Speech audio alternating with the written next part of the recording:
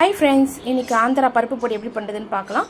அரை கப்பு வந்து துவரம் பருப்பு, அரை கப்பு உளுந்த பருப்பு, 1/4 கப்பு வந்து உடச்சக்கல்ல, அதுக்கப்புறம் 2 காஞ்ச மிளகா, 3 காஷ்மீரி மிளகா, தேவையான அளவு கொஞ்சமாக கருவேப்பிலை, ஒரு 6 பல் பூண்டு, கொஞ்சமாக பெருங்காயத்தூள், 1 ஸ்பூன் வந்து சீரகம், 4 பெப்பர் போட்டுக்கலாம். என்கிட்ட பெப்பர் இல்லை, அதனால் கொஞ்சம் பெப்பர் தூள் எடுத்துக்கோங்க ஃப்ரெண்ட்ஸ். கடாயில் ஒவ்வொரு பருப்பாக போட்டு பொன்னிறமாக வறுத்து எடுத்துக்கலாம் ஃப்ரெண்ட்ஸ். பருப்பு எல்லாம் நல்லா வாசனை வர வரைக்கும் நல்லா வறுத்து எடுத்துட்டோம் ஃப்ரெண்ட்ஸ். மிச்சம் இருக்கிற இந்த எல்லா பொருளையும் சேர்த்து வறுத்துக்கலாம் ஃப்ரெண்ட்ஸ். வெங்காயம் மட்டும் லாஸ்ட்டில் போட்டுக்கலாம். அவ்வளோதான் ஃப்ரெண்ட்ஸ், எல்லாம் வறுத்தாச்சு. பூண்டு வேணால் கொஞ்சம் இடிச்சிட்டு நீங்கள் வறுத்துக்கோங்க. இதிலே வந்து பெப்பர் பவுட்ரு, அதுக்கப்புறம் என்கிட்ட வந்து மிளகாய் பவுட்ரு நான் சொன்னேன் இல்லையா, மிளகு இல்லை, மிளகு தூள் தான் இருக்குது. இதையும் சேர்த்து தண்ணி இல்லாத மிக்சியை வந்து நல்லா க்ளீனாக வந்து நம்ம துடைச்சிட்டு இதை நம்ம வந்து குறைன்னு அரைச்சிட்டு வரலாம்.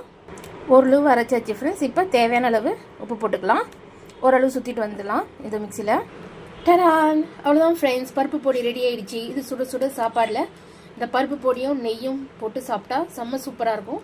ட்ரை பண்ணி பாருங்கள் ஃப்ரெண்ட்ஸ், ஈஸி ரெசிபி தான். ஓகே ஃப்ரெண்ட்ஸ், நெக்ஸ்ட் வீடியோவில் மீட் பண்ணலாம். இந்த வீடியோ பிடிச்சதா லைக் பண்ணுங்கள், ஷேர் பண்ணுங்கள், சப்ஸ்கிரைப் பண்ணுங்கள் ஃப்ரெண்ட்ஸ். தேங்க்யூ.